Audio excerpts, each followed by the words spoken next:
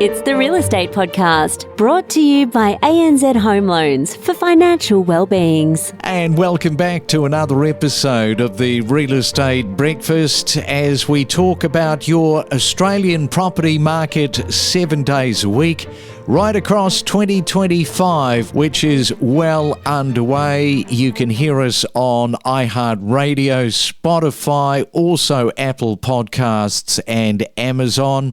If this week was your first week back, well, we have gotten to our Friday, January the 24th, nearly into the weekend. Brisbane's property market, now that has officially joined the $1 million club, with the median house price soaring over $1 million and change. This is in the December quarter after an impressive $23,000 hike. Units have hit a record median of 632,000 and change, rising 11,000 over the same period, with an 18.1% annual rise in unit prices. Brisbane is set to shine as one of the 2025's top performing markets. Yeah, it just sort of picks up, doesn't it, from where it left off last year. And coming up next, once again, we are back into the summer series for 2024 from last year. Listen to in-depth discussions with industry leaders on investing options, understanding different suburbs with insider perspectives and exclusive tips. You're listening to the Summer Series on the Real Estate Podcast. What do you think about some of this alternative? I see it all the time where agents are doing this sort of wacky form of advertising a client's property. I personally don't think that that is such a great look. I think that properties, if they are presented beautifully without the clowning around, they're going to sell anyway. I totally agree. Look, I think the way that agents now are pushing homes, let's use Instagram as the channel. Yes, they're doing, stories and reels. The videos that they're capturing are caught in the moment. They are purposefully meant to be lo-fi, so not super high quality, but that's because the channel Instagram itself lends itself better to more real, authentic content. But in saying that, from our stats and our data, when we're running advertising through Meta, so Facebook and Instagram, we are very quick to swipe or scroll to the next thing. We're very rarely are we watching a video from start to finish. It's very hard to capture people's attention these days. So that's why static images are working better than videos for real estate agents and for developers.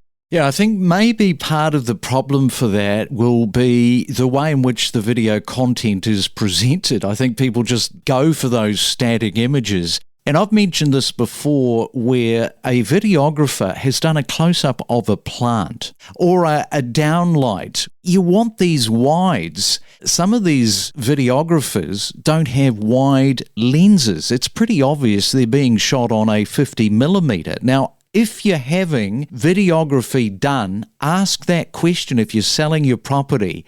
Does the videographer have a wide lens? Yeah, it seems like a bit of a no-brainer, but you're absolutely right.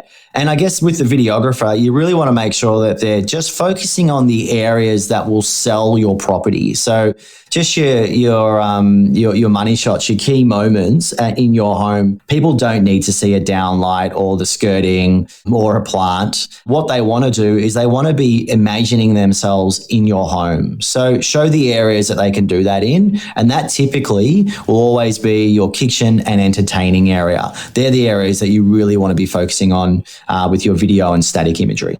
And Simon, you mentioned at the start, we were talking about realestate.com.au and Domain, pretty much market dominance around advertising. And you've done all sorts of tests and you're able to track it far more than your average Joe Blow. And you were saying that you're looking at different options in terms of how to shake it up a little bit in terms of that advertising budget. So what other areas in particular in 2024 are you finding some traction with? Yeah, great question. REA and Domain, they have a place. There's no doubt that we as consumers use it, but the cost that they're charging for advertising is ludicrous in my mind for the results that you're actually getting. And so the alternatives that we've been testing have been your social media and your Google channels. Now, the reason why we do this and really predominantly we're focusing on Meta, which is Facebook and Instagram. The reality is majority of people are on Facebook and Instagram too much every day, in fact. Whereas REA or Domain, they're not on there really. And if they are, they're on there just doing a little bit of research. But what happens is when you're on those channels, you're flooded with other properties that look very similar pricing in the same area. And so I kind of liken it to the analogy that, you're in Woolies and you're looking for coffee and you're almost sport for choice. You don't know what to buy or look at. Are you spending big bucks on ads that don't hit the right audience? Isn't it always about the right audience? You can land your message directly every day with our core audience. It's a powerful connection. I've noticed at the end of 2023, the buyers were just being so disappointed if they missed out on homes. They were saying, we weren't given the opportunity, etc. So I thought I need to find a different platform to sell the properties, which makes it fairer for the buyers to actually know where their offer sits, etc. And they have the opportunity to amend the offer. So I started selling on the 1st of January, all my properties this year by the open platform, which has made a huge difference. And the buyers have loved it because it gives them full transparency and allows them to, if they've got that opportunity, increase their bid on the property they can. So that's been a huge game changer for me. And I wind the campaigns up within 10 days because the key thing with the buyers have said, Lisa, we want to know by this weekend if we've got the house or not, if we've got to go out and look for another property. So when you say transparency, it gives them greater transparency. What are they doing differently to the other portals? Okay, so with this platform, what it means is I can open up the ranking. So I do a normal home open, I do the normal campaign as normal, but when they want to put an offer in, I verify them, they upload ID, I check all their finance, and then it's sort of a bit like eBay. They can amend their bid on the property up until the closing. So it means that if they've got an extra 5 or 10,000 in the bank, they can put it forward. Whereas a lot of the buyers were saying to me, Lisa, fixed date sale, we're going in blind, we don't know. So I always put my from level where I think it will be and put a realistic from level, not too low, because I don't want to disappoint buyers. And then they can, as I said, see their ranking. And if they're ranked number 5, they can move their bid up, if they've got another 5,000 in the bank, and it gives them the best chance to put their best foot forward to get the property. Yeah, look, I very much believe that. We are pretty competitively priced compared to Sydney. A lot of buyers, look, I'm selling probably 75 to 80% of our buyers are from the Sydney metro area. So a lot of people looking for that tree change, that lifestyle, slow down, and also that the changeover of perhaps drop a big mortgage in Sydney and come up here in a smaller one or no one at all, which is a very attractive option. See, this prop track is really highlighting, turning a corner really. I mean, the days on market significantly lower. What are you seeing? What's the gut telling you in terms of the numbers and the transaction and what people are doing right now? Look, I think it's really confidence. There's a lot more confidence in the market than there was with the interest rates, depending on who you listen to. But I kind of believe most buyers are thinking the worst is over and it's probably only going to get better from here. So they're jumping in before the inevitable price rises when interest rates kind of drop off a little. So I think that's a big driver. And then it's really about the lifestyle, the slowness of life. It's still, we're an hour and a half or an hour and 15 minutes from the Sydney CBD, but it feels like it's 3 or 4 hours away. Every week, unravel the real estate market to empower your real estate knowledge. Yeah, good morning. Thanks for having me. When we look at arrears data, as you say, the portion of home loans that are actually seeing late payments remains very, very low, but it is rising. overall, the portion of home loans where payments are more than 90 days past due, or what we would call non-performing loans, is sitting at just 1% of outstanding loans. That has generally risen since the start of interest rate rises. In June 2022, that arrears rate was just 0.76%. But I guess this just goes to show those kind of unquestionably strong standards in lending that the financial regulator, APRA, has been trying to achieve, where even when we go through this massive period of adjustment of rising interest rates and Australians being relatively indebted, that the arrears rate is still so contained at 1% overall. Perth with 36 new $1 million suburbs. I mean, it's just phenomenal because it's not like it's one or two of these suburbs suddenly that find themselves in the $1 million range, but, 46 for Brisbane and 39 for Perth. Yeah, it's pretty extraordinary, and it's definitely a reflection of the sharp increase in value that have been seen across cities like Brisbane and Perth over the past few years. It relates to things like strong migration trends coupled with undersupply. So what we were just talking about with the constraints in the construction space. And that's really seen, I think, the values pushing higher and higher. Not only that, but I think through the pandemic period, a lot of people started to look at the lifestyle appeal of Southeast Queensland more broadly. 2025, some of the economists are saying, hang on, there might be a bit of a boom in the market. We've got those rates and a few of them in the forecast for 2025 to come back. What are your thoughts? Here we go again. It's prediction time. So what we're thinking is that the rate cutting cycle is probably going to start in the first quarter of next year. And that's just based on the consensus of the major bank forecasts for the cash rate. However, the expectation is that it's going to be a pretty shallow rate cutting cycle. Remember, we came from 0.1% in early 2022 to now 4.35%. The expectation is that by the end of next year, the cash rate could sit somewhere between 3.6% and 3.1%. So we're not going back to those historic COVID lows that induced the housing boom through 2021. Instead, I think this could provide maybe a modest uplift to demand. Affordability remains a massive constraint. We're not getting a lot of new dwelling supply from a construction perspective. And even where we have seen an increase in household incomes because of the introduction of the stage 3 tax cuts from July, we haven't really seen the market react to that. So that signals to me that the first rate cut might not do much for housing demand next year. Could I see that the housing stock levels in Perth, they have been steadily rising since our last conversation.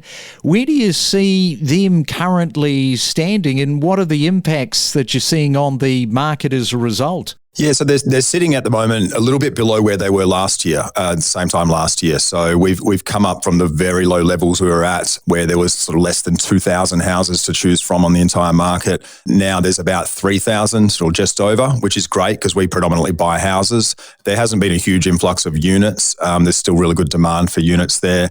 Transaction levels are still very high, sort of up around that 900 level per week, which is pretty high for Perth. So stock levels are up, but they're still historically low. They're still lower than this time last year, but it is nice for buyers and for us buyers agents to have a little bit more stock to choose from. And it has just sort of sucked a bit of that excessive FOMO type heat out of the market, which is good for buyers, at least in this window between now and when they drop rates, which could reinvigorate certain price points a little bit again. But there's a bit of a window there for buyers at the moment where it's still a seller's market, but it's not as overrun with buyers. We're dealing with maybe 15 or 20 through a home open and maybe 4 offers as opposed to 60 and 10 offers. And are you seeing listings rise in specific locations more than in others? We are, and we sort of predicted this, and part of the reason why we haven't bought in certain areas is because we see that the transient demand in areas like Rockingham, local government area, and Mandurah and Armidale, for example. These are areas that have been driven from the bottom up by investors, and they've had fantastic price growth. So congratulations to anyone who got in early in those markets. But the downside risk is that as that transient demand starts to profit take, because a lot of those investors are potentially not going to stay in those markets, you see listings rise, you see the locals in a position where they can't even afford where the price points have gotten to in terms of them buying or upgrading a home. And so I anticipated this, and we're starting to see it. Listings have risen 40% and 34% in the Rockingham and Mandurah LGAs, respectively. And they're two areas we've avoided for exactly this reason. And a lot of buyers agents have been buying in these areas over the last 24 months. I think probably going to suffer a little bit of reputational damage for just buying any old thing as opposed to taking their time to find the right asset long term for a client. We are more than just a real estate podcast. Follow each week all of the main talking points and know your property. And I guess that there must have been these situations when people bought at the top of the market, and if they were in that sort of 2021 cycle and they were looking at selling maybe 2 years later when there was a dip, that could have been a real sort of problem if you're going into a bridging loan and then you're just not able to sell your property. There would have been those cases out there. Yes, and unfortunately, we have seen a few of those come through our office, and it's horrifying, to be honest. They do have shorter terms now, and a lot of the reason for that is because of that dip in the market. They do have quite high buffers on things for that reason, but it is scary kind of seeing those valuations drop, that's for sure. Yes, and never a great look on the balance sheet if you end up getting caught up in that whole scenario. Now, let's just have a look at the recent home lending market, because there is this uplift at the moment in property prices, which is fair to say. So what are you currently seeing at the moment out there? Yeah, so definitely in the Geelong market at the moment, there's a massive uptake we're finding of people purchasing. So a lot of purchases are coming through our team at the moment. And I think that's because people are becoming potentially more comfortable with the cost of living, letting the dust settle, understanding their numbers and being able to make some decisions. What I think will come from that, however, is although there might be plenty of choice at the moment for buyers, as rates move or, stock gets a little bit lower, then this is going to become pretty competitive, I think. So something to watch out for. I would say that we're preparing our buyers to ensure that they're pre-approved or definitely understand their borrowing capacity so that when they find something that they want or really like, then they're able to act quickly because it is getting pretty hot out there at the moment. We connect you to the best real estate information across Australia. The Real Estate Podcast.